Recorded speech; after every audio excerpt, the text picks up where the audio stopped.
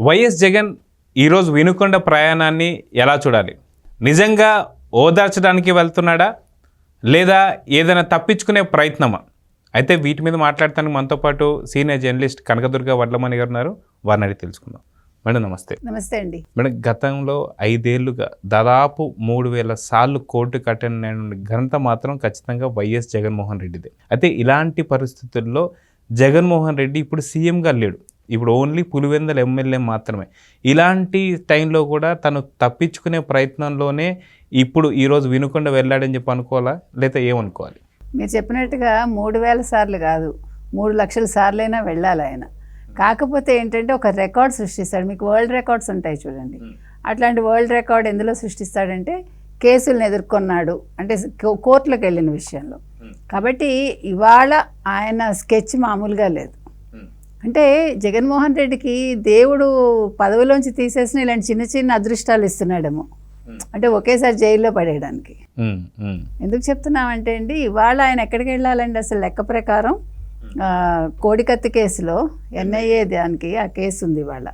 ఆయన ఇవాళ కోర్టుకు వెళ్ళలేదు, తప్పించుకున్నాడు. అసలు సిబిఐ ఈడీ కనుక ఇవాళ ఈ పాటికి వాళ్ళు కేసులు ఓపెన్ చేస్తుంటే, రోజువారీ ట్రయల్స్ కనుక ఓపెన్ చేస్తుంటే ఆయన రోజు కోర్టుకు వెళ్ళాలి.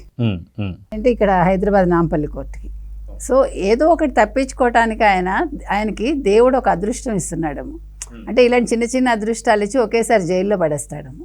ఎందుకు చెప్పుకుంటున్నాం అంటేనండి, ఇవాళ అసలు ఈ రషీద్ హత్య అనేది ఆయనకి అంటే ఒక నెత్తి మీద పాలు పోసినట్టు అయిందేమో. లెక్క ప్రకారం అయితే ఆయన యలహంక నుంచి వైజాగ్ వెళ్ళాలి. ఇప్పుడు వైజాగ్ వెళ్లకుండా తప్పించుకుని ఇవాళ తాడేపల్లికి వచ్చాడు. రావడం కూడా ఒక ప్యాసింజర్ ఫ్లైట్లో ఒక సామాన్య వ్యక్తిలాగా వచ్చాడు. ఆయన 19 నుంచి 24 వరకు స్పెషల్ ఫ్లైట్స్ తప్ప ఆయన కాలు కింద పెట్టింది లేదు. అంటే ఇక్కడ 2 రకాలు, ఒకటి సొంతంగా డబ్బు ఖర్చు పెట్టడం, ఒకటి రెండోది నేను నా కార్యకర్తకు ఏదైనా అయితే నేను ఇంకేమీ ఆలోచించను, ఒక సామాన్య వ్యక్తిలాగా పరిగెట్టుకుని వెళ్ళిపోతానని చెప్పడానికి ఒకటి. ఇక్కడ ఈ నాటకం ఆడాడు, అక్కడ ఆ కారు ఆగిపోయిందని అక్కడ నాటకం ఆడాడు. అంటే అక్కడ ఎందుకు ఆడాడంటే, నన్ను ప్రభుత్వం ఇబ్బంది పెడుతోంది, తెలుగుదేశం కూటమి ప్రభుత్వం ఏదైతే ఉందో వాళ్ళు నన్ను అడుగడుగునా నాకు ఆటంకాలు సృష్టిస్తున్నారు, నా కార్యకర్తలకి నాకు మధ్య ఒక అడ్డంకిగా ఉంటున్నారు, నా కార్యకర్త చావుకి నేను వెళ్తుంటే నేను చూడ్డానికి వీలు లేకుండా నాకు ఇటువంటి అడ్డంకులు సృష్టించారు. అంటే ఆయన ఆలోచన ధోరణి ఎంత విపరీతంగా ఉంటుందో మీకు చెప్తున్నా. కాబట్టి ప్రతి దాన్ని ఒక రాజకీయం, ప్రతి దాన్ని తనకు అనుకూలంగా మార్చుకోవటం. జగన్ అనేవాడు రాజకీయాలు ఎలా చేస్తాడంటే వ్యక్తిగత రాజకీయాలుగా వాటిని మలుచుకుంటాడు. ఆయన ప్రజల కోసం ఆయన ఉండడు.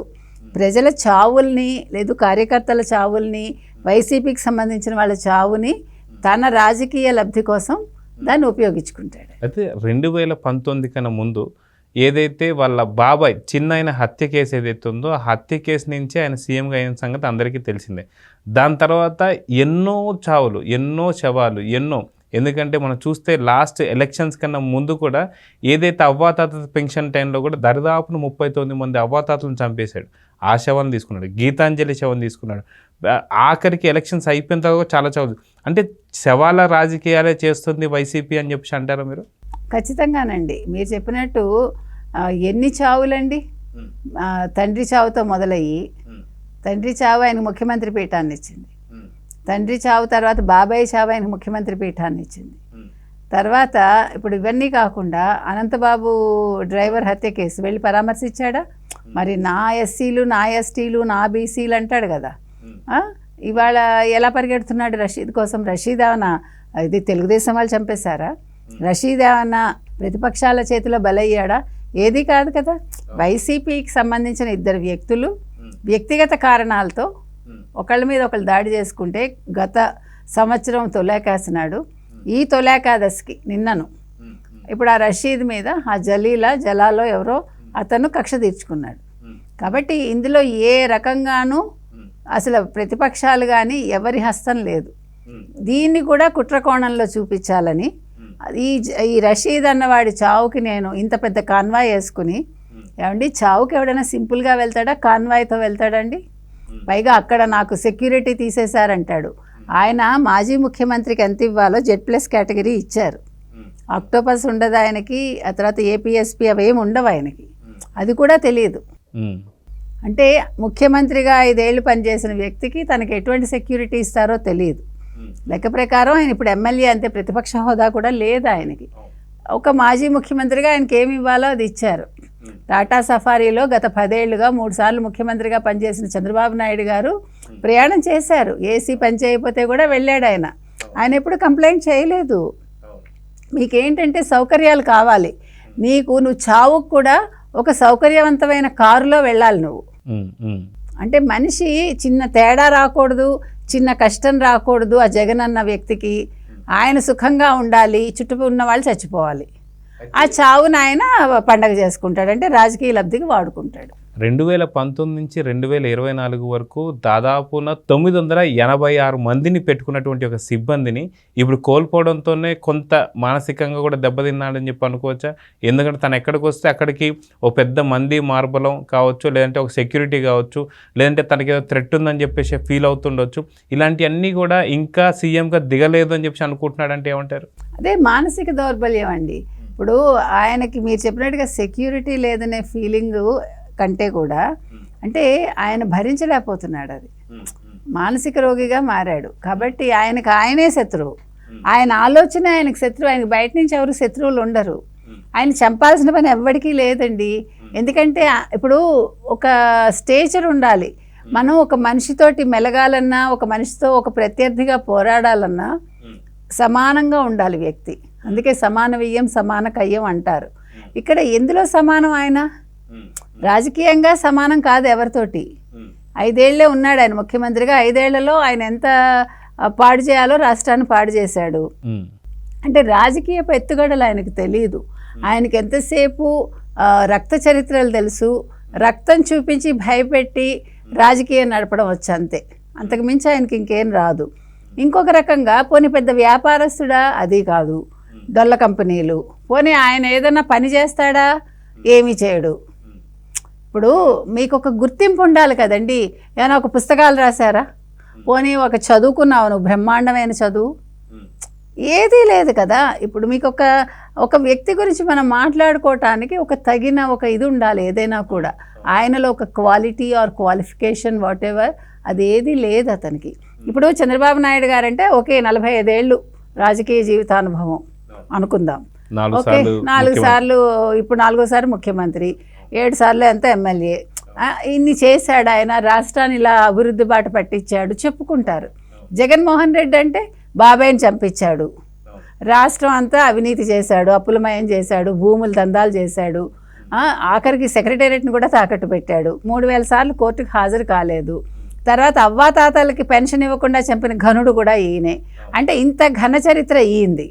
ఇటు పవన్ కళ్యాణ్ తీసుకుంటే 10 ఏళ్ళు కష్టపడ్డాడు, ఈరోజు ఉప ముఖ్యమంత్రి అయ్యారు. తర్వాత మంచిగా 5 శాఖలకు ఆయన మంత్రులు అంటే మంత్రిత్వ శాఖలు తీసుకున్నారు. ఆయన బాటలో ఆయన వెళ్తున్నారు.